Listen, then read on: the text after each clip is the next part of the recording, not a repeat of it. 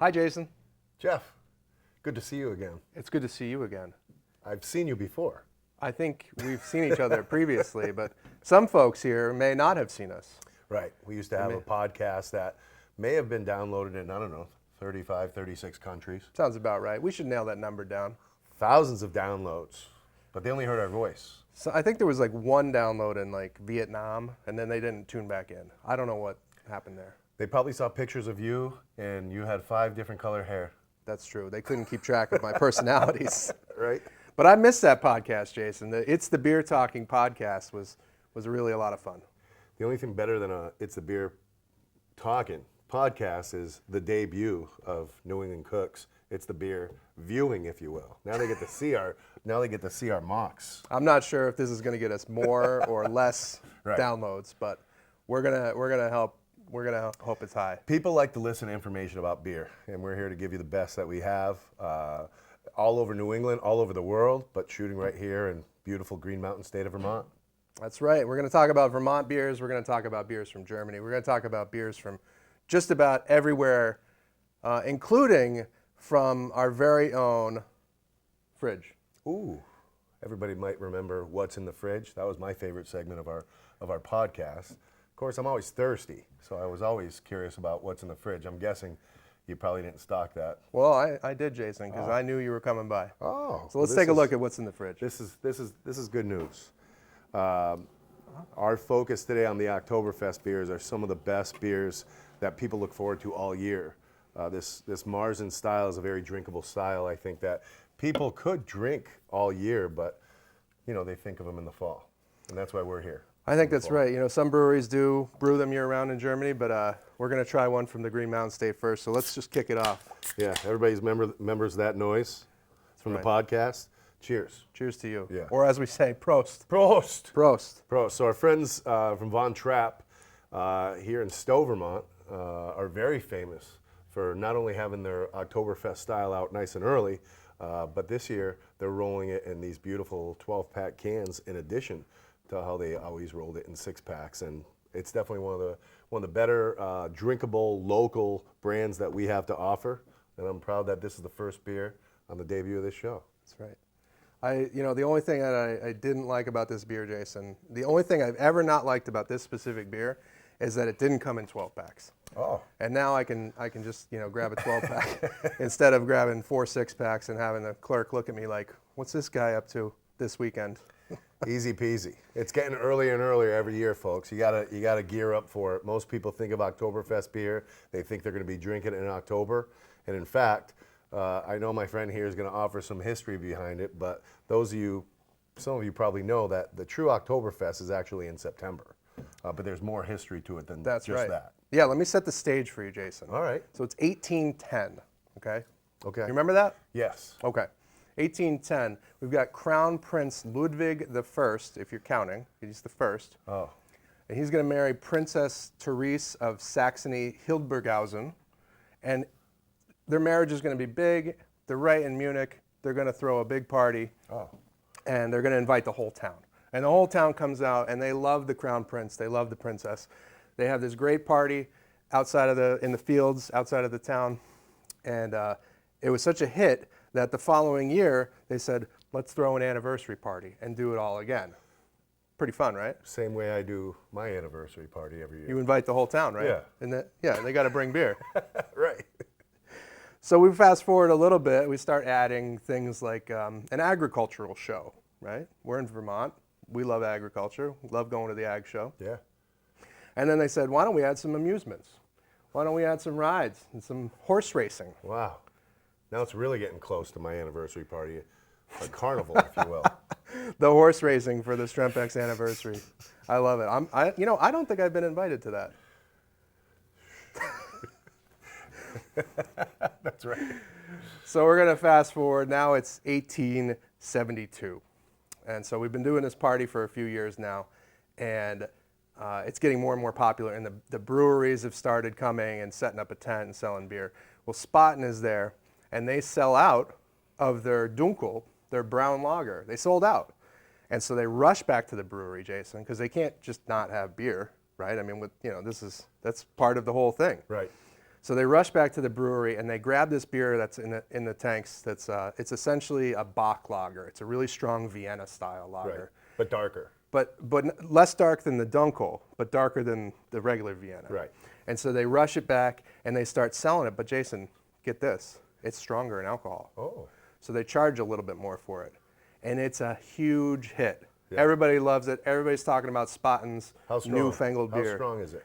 You know, I don't think we were like in the double IPA category, Right. but we were probably getting close to the 8 Higher mark. than a lager. Higher than A their normal standard lager. You know, standard these lager. are in the mid 5s, generally speaking, maybe 6.5. Yeah.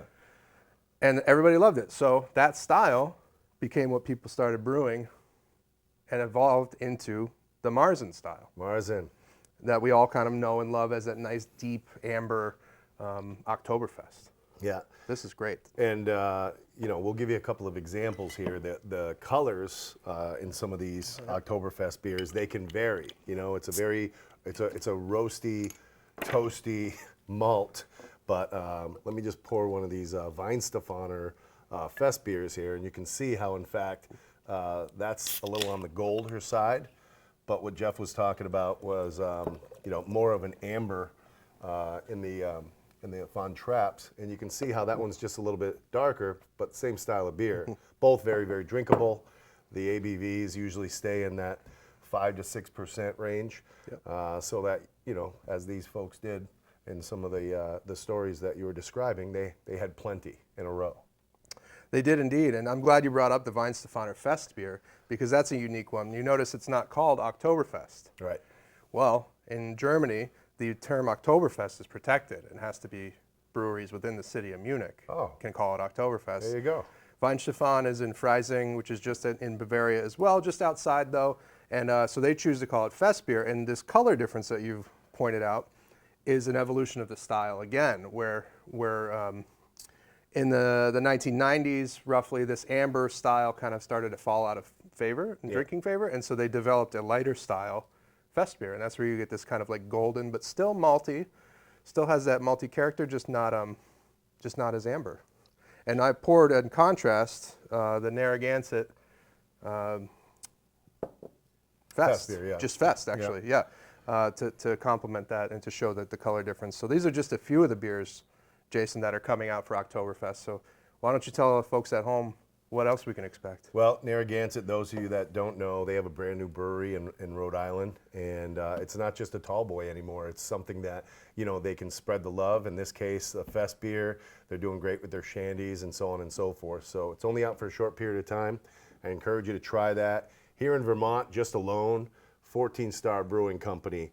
I have a couple written down here. Queen City Brewing Company, Rutland Beer Works, Harpoon, Catamount Brewery, Zero Gravity, just to name a few here in Vermont. We start getting regionally, and we hear from our friends in Narragansett. We have Berkshire Brewing down in Massachusetts. Right here in New England, always been known for an excellent Oktoberfest from Gary. And then as we head towards the West Coast, Sierra Nevada does a great one that we're used to getting. You already mentioned Spaten. When we grow internationally, the Weihenstephaner, and then, of course, don't forget Iinger, which is a classic Fest beer that folks look forward to a lot. So excellent styles. I encourage you to try them all because the colors are a little bit different. Some are a little roastier, but they're very close. And as I said, that Marzen style, I think people would drink it all year if they could just unload from that Oktoberfest label. And some people do like this style to drink every day. Yeah. So we have plenty of offerings, obviously. A lot of great parties, as we know, and festivals going on with excellent live music, the Oompa bands, if you will. A lot of fancy dress. Some of these people like to wear funky hats and suspenders. I have a friend named Doug Broussard, and he wears that stuff every day. You should see this clown. But it's a good time of year, and I think all Jeff and I are trying to get across is let's celebrate it, and let's celebrate it together. That's right. These beers come out earlier and earlier every year, it seems, so folks can start drinking them in August. It's not too early, but for some reason November seems late to some folks. So we try and celebrate the Oktoberfest beers pretty much August, September, and going into October before we might occasionally see like a pumpkin beer. That's right, right. I feel like I saw a pumpkin beer in the cooler, Jason. That would be a great way to end this segment if there was actually a pumpkin beer in that You know, fridge. and Jason, you talk about you talk about how the beers seem to come out earlier. Trick or treat. Trick or treat. But you know, think about beer kind of the same way we think about fashion, right? Like you're buying your summer clothes, you know, at the end of winter. Yeah. You're not waiting until it's midsummer. They've already got, you know, fall clothes on the shelf. So buy the beers up a little early, stick it in your cellar, stick it in your fridge. You know, you mentioned the Tettnanger Oktoberfest. Yeah. I used to stash kegs away of that when I was a bar manager, and I would pour that beer well into the next year. And what we would do is we would take the word Oktoberfest off and just call it Marzen. Right. And everybody, oh, Marzen, great. Yeah. And they taste great. So how's this pumpkin taste? The pumpkin beer tastes great. This could be a whole nother segment. I don't want to get carried away here. This one's from our friends in Smutty Nose in Hampton, New Hampshire. And it's not overly nutmeg or pumpkin. It's kind of very balanced in the middle. There's definitely some that are heavier on the spice and some that are heavier on just the pumpkin. I like that balanced one right in the middle. They've lost some popularity, but it's still kind of fun. Some people get a little cinnamon going on the rims. Right. A little cinnamon you know, sugar maybe, and yeah. And now, you know, this year in cans. Yeah. Which I think is a nice upgrade from, you know, everybody loves cans. Yeah, and look at us drinking a pumpkin beer now. We're still cool. I think our viewership just went down. I can see the numbers dwindling. So could I. Oh no, Ryan the can stealer is here, everybody. You might remember him from the podcast. We're not going to let him steal these cans though, because I think I'm taking all these home. But mix and match the Oktoberfest and the pumpkin beers. Celebrate fall. It's the best time of year in New England. There's so many great beers to offer out there, and I personally like to try them all, as I know Jeff does. And let's celebrate together. Yeah. As we say, you know, in the fall. Prost.